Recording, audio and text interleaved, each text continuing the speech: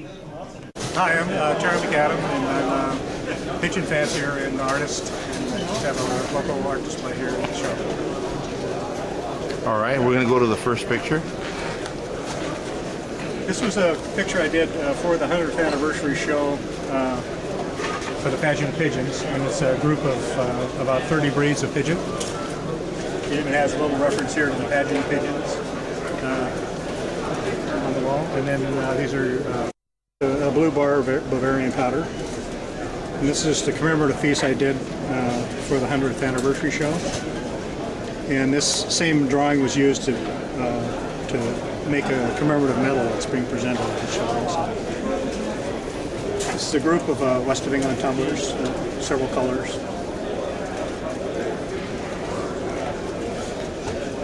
All right. And this is an Andalusian, West of England. This is a blue-barred swallow.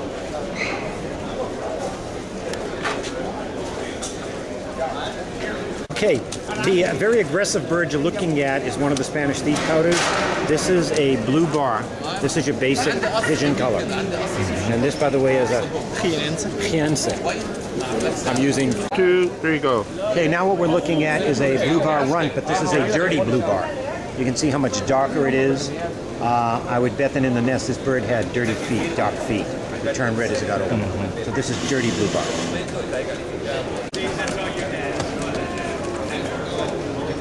Go. Again, we're looking at a giant runt. This is a brown bar. Remember, we've talked about blue bar, ash red bar, and brown bar. This is a true brown bar. Okay. Okay, this is another one of the Spanish thief powders. This is a granadino. This is a brown spread. Don't know what the pattern is, can't tell under the bird, but this is brown, true brown spread bird. All right, we're looking at a West of England tumbler. This is an ash red check. Ash red is the pigment, check is the pattern. Again, we're looking at a West of England tumbler. This is an ash red bar. Okay, please notice if you can on the tail, I don't know if it's coming out, you can see little black flecks. This bird is obviously heterozygous, carrying blue or wild type. But again, this is ash red bar. So you've already wild type pigment, the blue bar, you've seen an ash red bar, and you've seen a brown bar. This is a West of England tumbler. Genetically, this would be a blue bar, but what we're looking at is a bird that's carrying another factor called dilution. So it kind of cuts the color in half, or the pigment in half. And what you're looking at is what we call silver bar. You'll sometimes hear people call them dun bars, but it's still the same thing. It's a blue bar dilute pigeon. In this case, this is a young hen.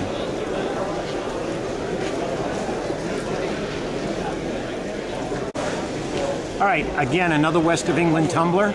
And for those of you in the UK, this is the American West of England tumbler, so don't yell. What we're looking at, again, is a barred pigeon. This one would be an ash red bar, however, it's also carrying dilution. So we call it a cream bar. You'll sometimes hear them called yellow bars. This is, genetically, it's an ash red bar dilute. All right? All right, I'm staying with the dilute birds for a moment. I wanted to show you that you can have dilution with the bird. So this would be, if it was, we're talking genetically, it's a wild type check bird, but again, it's carrying dilution, so it's a silver check.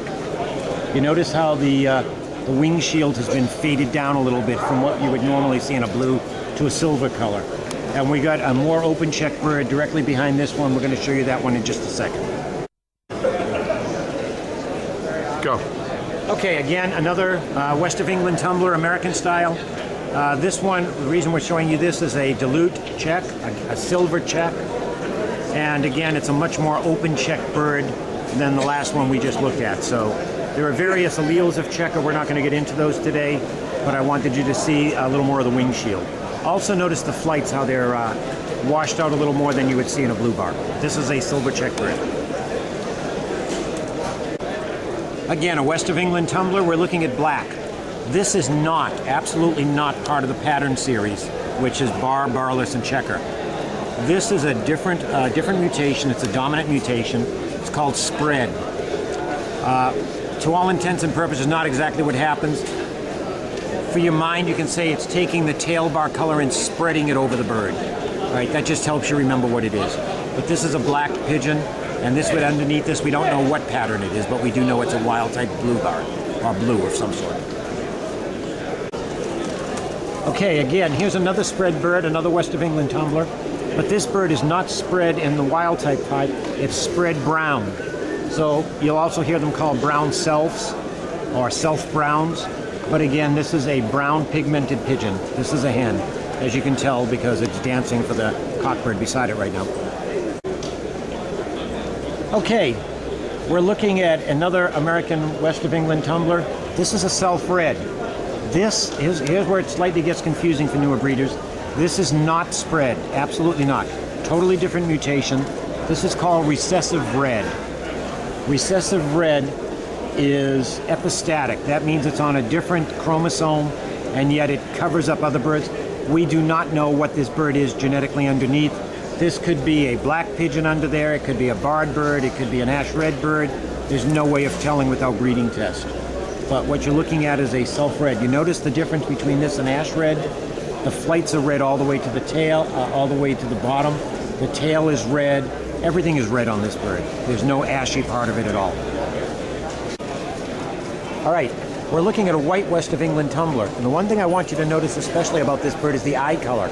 It's pearl-eyed. This is not a recessive white bird.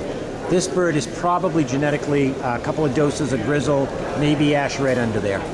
In fact, I'd almost bet on it. But what you're looking at is a bird that's self-white or totally white. We're going to try to find you a couple of recessive whites to show you the difference. Okay, now we're looking at a bull-eyed white. This is a Berliner short-faced tumbler. If you look at the eye, you notice the eye is dark or bull-eyed. Apparently bulls have dark eyes, I don't know. That's not a bull-eyed tumbler. The second bird he's looking at is a Berliner short-faced, but that's a Grizzle or a mottled bird. You notice the colored eye as opposed to the bull-eye. The one on the bull-eyed bird is a recessive white bird. That will cover everything. You have no way of knowing what's under that white. That could be a black pigeon, a red pigeon, could be pink and purple for all we know without breeding test. The mottled bird, however, is obviously a dilute. You can look at the flights and see that it's been diluted down. So what you're looking at is a blue-based bird that has dilution and probably tiger grizzle in there. All right, we're looking at a little Italian owl here. You'll notice you can see the pattern on this bird. This is a blue bar. But you notice it doesn't look like a standard blue bar. Why?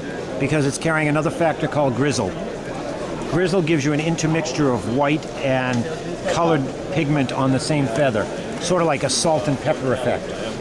And this is a semi-dominant mutation. This bird is obviously heterozygous for this particular factor. I'm going to try to find a homozygous one here too. But that means it's carrying one dose of Grizzle as well, and it's a barred pigeon. Okay, again, we're looking at a little Italian owl. This bird is an ash red bar. But what I really want you to notice is the frill on the neck. All right, this is a simple recessive. Now a lot of racing breeders and sometimes even Birmingham breeders will pop a frill out of their birds and think, oh my God, somebody's crossed. No, this particular bird you're looking at, this Italian owl or these owl types, was actually one of the ancestors to a lot of the racing homers. So even now, 100 years later, you'll occasionally have a bird that'll get together and they'll pop out one of these little frills, rather. Cute little things, personally. Okay, again, another Italian owl. You notice it's a barred bird. You notice normally I'd call it a blue, but it's almost white, almost snowy white. That's because this bird is carrying a factor called ice. And this is an ice-colored pigeon. In this case, an ice-barred pigeon. The pigeon directly beside it, we're going to show you in a second, looks to be a little bit more homozygous for ice. Can you just pan over to this bird? And this bird is a blue bar, but he's such a light blue bar. And you'll notice the neck blend, how it's faded out. There's no doubt about it, this bird is heterozygous for ice and he's carrying ice in his background. This particular color, back about 120 years ago with the English owls, what they would do is they would cross an ice-colored pigeon, at that time it was a Damascene, onto the English owls and raise this type of blue, which they call powdered blues. Okay. But it's still a blue bar, but it's ice. Ooh! Wow! All right, again, we're looking at a recessive red pigeon, but again, this bird is carrying dilution. This is a West of England tumbler, the American style. So what you're seeing is a yellow, what we call a self-yellow or a solid yellow. You'll hear them call a couple of things depending on the breed you're in. But again, this is recessive red. This has nothing to do with spread, totally different mutation, and it's epistatic to just about everything. Though Almond will show through and you'll see something called D-Roy, but we're not going to get into that today. All right, so a self-yellow. All right, again, remember we talked about the Grizzle, and you'll notice the bird on the left here is a barred Grizzle. These birds here, and this is a heterozygous barred. The birds you see here that we call stalk-marked in this particular breed are probably homozygous Grizzles. You notice how they wash off most of the color on the bird except for the edges of the tail, edges of the flights. So heterozygous Grizzle, homozygous Grizzle, and the reason these birds are kind of in here, they're being sold, so somebody's picking them up in just a minute or two. Yes. All right, we're looking at a couple of kings, and one of the reasons I picked these birds, obviously these are blue pigeons, but you'll notice, please, you don't see any bars on the wing. So what you're looking at is the third of the pattern series, which is barless. It's fairly rare in most breeds. You'll find it in some of the Central European breeds. It's been added to a couple of the other breeds, but again, this is a barless pigeon.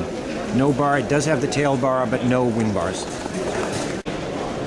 All right, I purposely came over here to look at this bird. This is a show king, and what we're looking at, remember we talked about the recessive red birds that were dark red and wonderful? Well, a lot of people think those are spread ash. Those are not. This is a spread ash bird. You notice, and they come in various types. Spread ash tends to be pretty variant in its look. It may be a result of what's under it, we're not sure yet, but this pigeon is the spread ash. Again, remember, spread is a dominant mutation. Ash red is a sex-linked mutation, but right now this would be the equivalent on the ash red side of that self brown that we saw and the black on the wild type side. But again, this is what's spread. This is another king, but this is not spread. This is a T pattern. This is a dark check. You notice you can see almost no ground color at all on the wing, but if you look at the tail is still ashy. So what we're looking at is a T-pattern bird, a T-pattern check pigeon in the ash red series. The equivalent would be a T-pattern blue, which is sometimes called a, you'll hear guys call them, I've sometimes heard them called bar-tailed blacks or something, I don't know what they call them. But this is a T-pattern blue. This one is showing just a little bit of the ground color on the wing shield. But you see most of it is a dark check pattern. Again, T-pattern check, very closed checks. Okay, we're at the American show racers right now. The bird you're looking at is an indigo bar. This is a blue bar pigeon carrying a dominant factor. It's a semi-dominant factor called indigo. You'll notice that the bar has been washed out to kind of a bronzy, barry look. And if you look at the tail bar has been washed out as well. Sometimes on these birds you'll find more of an indigo-ish look to it. But the reason I brought you here to see this is because I want to show you what happens when you cross indigo, this particular factor, with spread, which produces black. And you're about to see what that is. And this bird too. All right, we're going to show you two indigo checks. The one you're looking at right now is a T-pattern check. Again, look at the tail bar. You notice how it's been washed out. Look at the wing shield. Look at the flights. In the flights, you can see kind of darkish marks through the tail flights. It's not my bird, so I don't want to take it out and grab it. And if you look at this other bird, you'll notice it's a lighter check pigeon, also indigo bar, also tail bar washed out. I'm sorry, indigo check, not indigo bar. Again, these are American show racers. And you'll notice a little bit of the indigo look in the check. That's the daughter to this. All right, this cute little hen who's playing with us right now, I wanted to show you this to compare it to the indigo check. This is a dominant opal check. You'll notice that the checking has a sort of a pinkish look to it rather than the darker indigo look. All right, this is whoever's bird this is, Bob McBride's. This is a cute little hen. All right, but this is a dominant opal check in the blue series. And right beside it is an indigo check, and you can see the difference in the checking look. Again, another American show racer. But you'll notice it's this, again, look at the flights, look at the tail, look at the checks, and if you look in the back of the neck on this bird, you can see where it's a little dark, looking a little bit indigo-ish there. And now what we're going to be looking for is we're going to go find you an Andalusian. Okay, what we're looking at now is an Andalusian. Andalusian is just a fancier term. Andalusian is a spread bird in the blue series that has one dose of indigo, heterozygous for indigo, and that together produces an Andalusian pigeon. It's an Andalusian colored pigeon. If you paired two Andalusian birds together, you would get what they call indigo birds. You might get some Andalusians if they're, obviously, since the parents are carrying spread. You might get blue bars because they're both heterozygous. You can get quite a few mixes out of this. Andalusian comes in various patterns. Not patterns, but type. There's a show look for Andalusian. There's just the genetic look. We're going to show you a couple of various Andalusians here. Okay, again, an American West of England tumbler. And you'll notice the lacing on the bird here, the darker edging to each feather. That's what they want for show birds. So a lot of, depending on the breed you're in, but people like that look, so that's what they're looking for. What you get genetically and what you get for show can be sometimes two different things. Pageant of pigeons. This is the 100th anniversary pageant in Riverside, California. What we're looking at is a Bruner powder. This particular bird is a blue bar pigeon with Grizzle, heterozygous Grizzle. And you'll notice how it's lightened on the wing shields, how it's got that salt pepper look on it. And right beside it is an ash red bar Grizzle. Again, you notice it's a little bit lighter. Why? Because ash red has already reduced some of the pigment on the bird, and now grizzling is taking off a little more of the pigment. Now, the thing to remember about these birds, the important thing to remember right here is these are both barred pattern birds. All right, one in blue, one in ash red. Okay, now we're looking at a Bruner powder, again, a barred pattern bird. This particular bird is a silver Grizzle. This is a blue barred dilute Grizzle. And again, notice the flight color and the bar color. It's kind of a dun. Sometimes people will call these dun bars in various breeds. But again, this is a grizzled pigeon. And grizzling is a semi-dominant factor. In this case, these are heterozygous grizzles. Okay, because now what I want to do is I'm going to try to find some grizzles that are in different patterns to give you an idea of what it looks like. All right, and here's a fairly new breed to America. This is a Horseman powder, originally from Scotland. Some of the guys here started a club here locally. Again, this is a blue bar grizzle pigeon, and you're looking at a heterozygous grizzle. Obviously, you can see the bar pattern on it. All right, we're looking at a Norwich cropper. This is a yellow bar. This is a cream bar. This would be an ash red dilute. Notice the difference between this and the Horseman. It's a bigger bird, bigger globe, which is the thing that's pouting out there. The flights are white. The tail is very light ash. And you'll notice it's got what's supposed to be the crescent, the white crescent on the globe itself. So a different breed from the Horseman, but one of the Horseman's ancestors. Actually, the Horseman was the ancestor of the Norwich years ago, and now it's going back to help recreate it. All right, we're looking at a brown bar Grizzle Horseman. This was a young hen. Here's the important thing I wanted you to realize with Grizzle. Grizzle can be added to any of the three pigments. So you've seen Grizzle bar blues, or wild type. You've seen Grizzle bar ash reds. You've seen Grizzle bar dilutes. And here we have a Grizzle bar brown. So Grizzle can be added to any of the three pigments with no problem whatsoever. All right, we're looking at a Chinese owl, which, by the way, didn't come from China, came from originally Spain. Notice the heavy frilling in the front. These are all recessive traits. We're not going to deal with those right now. We stopped here to look at the bird itself. You'll notice you can see this bird is a dark check. It's got almost no color on the windshield, but if you're looking at the bird, you can see, especially on the head, the grizzling. So Grizzle can also be added to all of the patterns. You can have Grizzle bars, you can have Grizzle light checks, you can have Grizzle dark checks. This is a dark check Grizzle, and the breed happens to be a Chinese owl. All right, again, another dark check Grizzle, Chinese owl. I wanted you to see, you can see the grizzling on the head. You see very little grizzling on the flights or on the windshield on this particular bird. The more pigment in the bird, it tends to inhibit some of the grizzling. because grizzling cuts down on the pigment. So if the bird is producing more pigment, we sometimes see less grizzling. That's one of the things we're looking at here today. All right, and I wanted to show you again another Chinese owl. This is not Grizzle.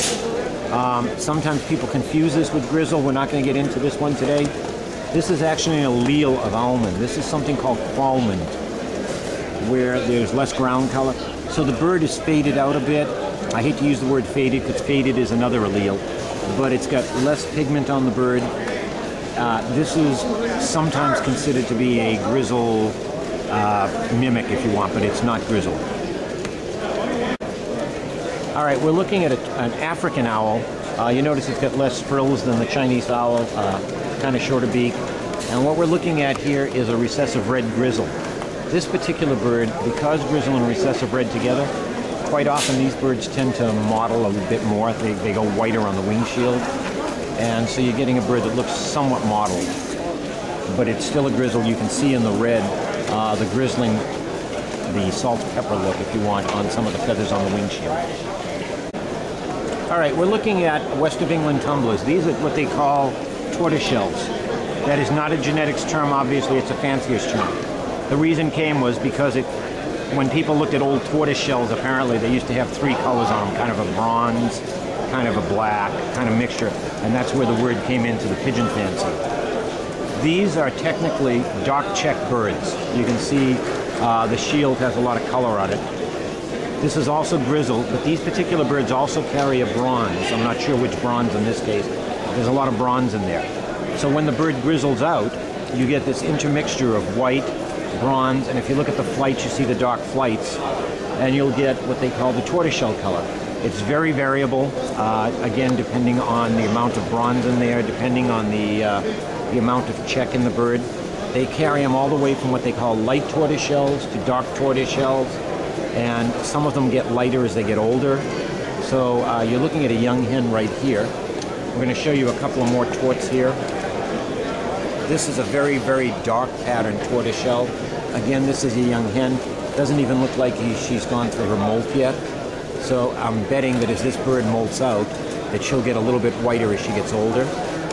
And then beside her is another young hen, and this one is a very light tortoiseshell, where a lot of the white has gone out.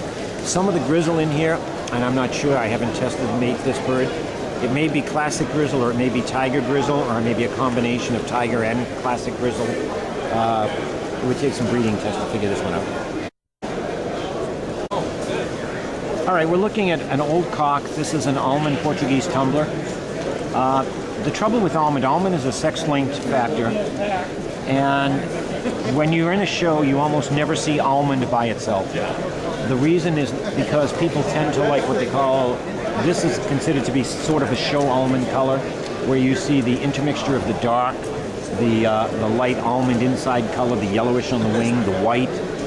This is a pretty good combination. This particular pigeon is probably a combination of carrying a dose of recessive red. It's a kite pigeon, which is a dark check T-pattern bird with bronze. It's got the almond factor. Almond birds start out lighter, and as they get older, they molt darker and darker as more and more and more of the check pattern underneath begins to become close. We're going to move right over to a young almond hen. You can see just a few flecks in it as it's beginning what they call the break. The break is the darker part that begins to come through as the bird molts. But this is a young almond hen right here. And then I'm going to... All right, I've been asked a question about the bronze. Bronze is what we call an intermixture of both red pigment and black pigment, both the red and the wild type pigment in here. There are many, many, many different types of bronze. We still don't have an understanding of the total genetics of bronze. There are other factors that seem to cause birds to go to bronze. Now, it's potentially possible, we're not sure. This bird might, for example, be carrying a dose of recessive red. It may be heterozygous recessive red under there. It may be carrying roller bronze. It may be carrying archangel bronze. I don't know. There's a dozen bronzes in there. Some people have said that bronze unleashes the roll in Birmingham's. I'm not exactly sure what that means, but I've heard other guys say that. I don't raise Birmingham's. But there are, again, various bronzes.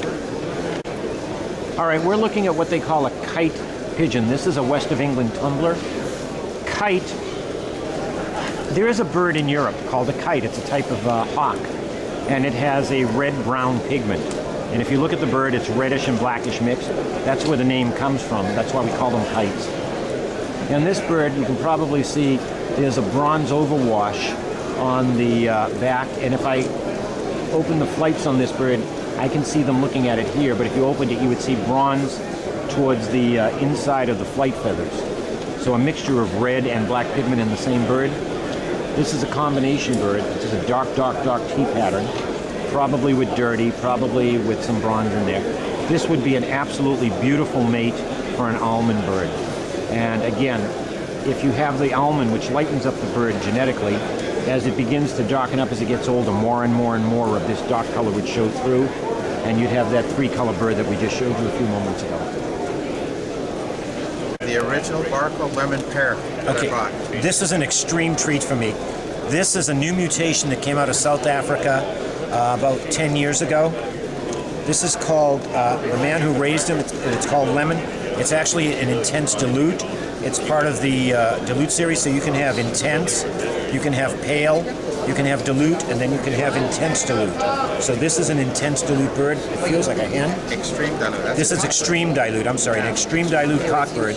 So this is carrying extreme dilute, Hemizygous hen. hemizygous hens. So this means you could have, and I would love to see the phenotypes, dilute, extreme dilute. You could have, we have some. We're about to be thrilled here. This is actually a blue check pigeon. This is a dilute, extreme dilute combo. This That's is an where those come from? That's what it looks like. Yeah, this is an extreme dilute under dilute. And this is an Egyptian swift. So we have a heterozygous dilute, heterozygous extreme dilute together. And I That also is have neat. the same thing in Jacobin. My name is Drew Lobenstein, Los Angeles Pigeon Club Pageant of Pigeons today. November the 11th, 2011, with Frank Mosca, talking about the lemon extreme dilute mutation discovered by Jack Barco in South Africa. From original racing homers 4 generations ago, we produced Jacobin type with bald head markings and that, but this is the extreme dilute sample hen, and this is her brother, a dun, also split to extreme dilute. So this is heterozygous for extreme dilute. And this is dun or dilutive kite. But the bird, the pigeon, is remarkably different in look and color because of the extreme dilution being the underpart ground color. But this is the true lemon color. This is the actual mutated variety itself. And this over is blue check. This is a blue check pigeon with extreme dilute. And yet it's that pale, pale, pale color. And this is also a blue check pigeon, dilute and extreme dilute together on the same bird. That's dilute and what? Extreme dilute. This is lemon. These are nest mates. No kidding. Brand new mutation being added to new breeds. But these are all down from Barco's racing homers. I've got It's hard to believe 4 generations ago that was a racing homer. I've got about 7 different breeds of pigeons now that I've introduced the extreme dilute factor into. And I'm raising frillbacks. I've got standard fantails that are showable, competitive, Indian fantails. I've got Jacobins, I've got West of Englands. I have Egyptian swifts and other projects anyway with the extreme dilute factor in, all from the original Jack Barco discovery. Lemon or extreme dilute, South African.